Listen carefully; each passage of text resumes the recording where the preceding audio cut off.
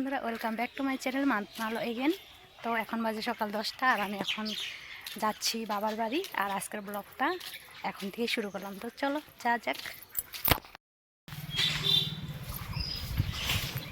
এখানে আমি চলে আসলাম বাবার বাড়ি। আর দেখো কত মাকড় শুকা দিয়েছে, দেখতে পাচ্ছ? সব কিন্তু জলে ডুবে গিয়েছিল। এই দেখো কত মাকড়।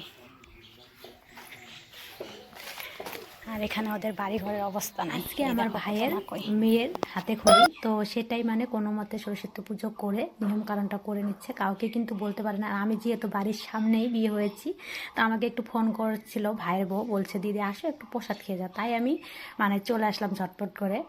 তো এসেই দেখি পূজা হয়ে গেছে প্রায় শেষের দিকেই। তো একটু ঠাকুরকে প্রণাম করে নিলাম, মা সরস্বতীকে একটু প্রণাম করে নিলাম। আর দেখো সোনা মা যেই দেখছে আমাকে তো হাই হ্যালো শুরু করে দিয়েছে। ওকে সত্যি খুবই ভালো লাগে। কি খাচ্ছ তুমি? কি খাচ্ছ? প্রসাদ খাচ্ছ? আম প্রসাদ? অন্ধকার হয় না? ঠাকটা এই যে মা সরস্বতী, জয় মা সরস্বতী, জয় মা সরস্বতী। এগুলো কি প্রসাদ? সাবু বসা, সাবু প্রসাদ না? সাবু কাঁচা দুধ দিচ্ছি, একটা বলতে দিচ্ছি।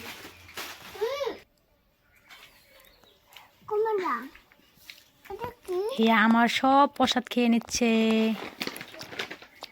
এই যে তোমাকে দেখাচ্ছি এখানে ভাই বানিয়েছে ম্যাগি। আর ওরা খুব কাজের ছেলে, খুব কাজ করে। এই দেখো দেখতে পাচ্ছ? অন্ধকার হয় এদিক দিয়ে, ওদিক দিয়ে ঠিক হয়। এই জায়গায় বর্ষা দেখা যায়। আমার ছেলেও চলে আসছে স্কুল থেকে, আর ওকে প্রসাদ দিয়ে দিয়েছে মা। আর ওদিকে দেখো সোনা মা কত দুষ্টামি করছে, আমাকে দিয়ে দিয়েছে ম্যাগি, ভাই বানিয়ে দিয়েছে। তো সেটাই আমি খাচ্ছি বিছনার উপর উঠে। শ্বশুর বাড়ি থাকলে তো এই আজাদিটা পাই না, তার জন্য বাপের বাড়ি এসেই কিন্তু একবার বিছনায় ঝাঁপতে উঠে পড়েছি। এখানে দিদা চলে আসছে, কেন্দে মরে যাবে, বিয়ে দিয়ে দেবো আমার হাজবেন্ডের সাথে। এখানে এখানে দিদাকে প্রসাদ দিবে। আর এখানে দেখো সোনামা কি করছে, দুষ্টামি করছে আজকে সারাদিন। দিদাকে প্রসাদ দিয়ে দাও প্রীতি। এখানে আমরা এখন মাকই শুকা দিব। এখানে ভাই বউ কিন্তু দেখো কত কাজ করছে, ঢেলে ঢেলে দিচ্ছে। আর ওর মাকই চুলাতে গিয়ে কি হয়েছে, হাতে লেগেছে তোমার না, কেটে গেছে। দেখছো কত কেটে গেছে বেচারা। আর ওখানে সোনামাও দিচ্ছে, আর এখানে আমার ছেলেও দিচ্ছে। এখন আমিও দিব, ঢেলাবো খালি। কাজ করা শুরু করে দিই ঝটফট করে।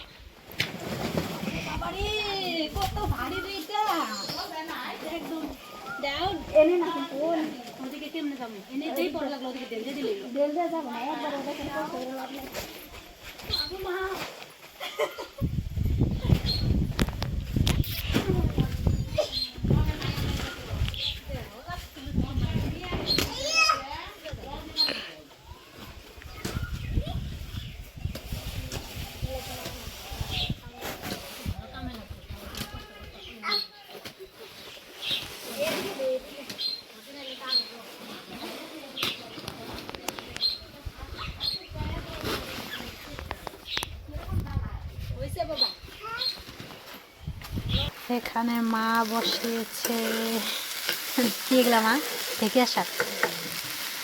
দেখো নন স্টিক কারাইতে নাকি পড়ে যায়, দেখি একটু ছোটো আছে, কোনটি বড় হয়েছে দেখো পড়ে গেল। কামিলা নন স্টিক অবস্থা কাম করে খামতে আসছে। হাজব্যান্ড চলে যাচ্ছে কাজের থেকে, আর এখানে আমি ওকে ডেকে নিয়ে এসেছি শ্বশুর বাড়ি। আজকে খাচ্ছে ভালো মন্দ। কী গো ভালো মন্দ খাচ্ছ তুমি? কি খাচ্ছ? লেবু? শালার বউ আজকে তোমাকে লেবু খেতে দিয়েছে মা। আর এখানে দেখো ভাইয়ের বউ কি করছে, ঢুলুঢুলু করছে হিয়ারানি। এখানে হিয়ারানি ঢুলুঢুলু করছে, আর পিতে এখানে ঢোলাচ্ছে। চারোপাশ মাকই আর মাকই।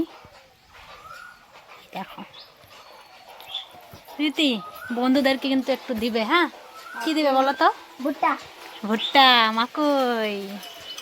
এখানে হাজবেন্ড খাচ্ছে। এখানে তুমি কি খাচ্ছ? জুস, লেবুর শরবত খাচ্ছে। আর এখানে মা রান্না করছে। এই যে হাজবেন্ড অনেক তাড়াতাড়ি চলে যাচ্ছে, তার জন্য কিন্তু এই যে একটু দেরি হচ্ছে তরকারি রান্নাটা।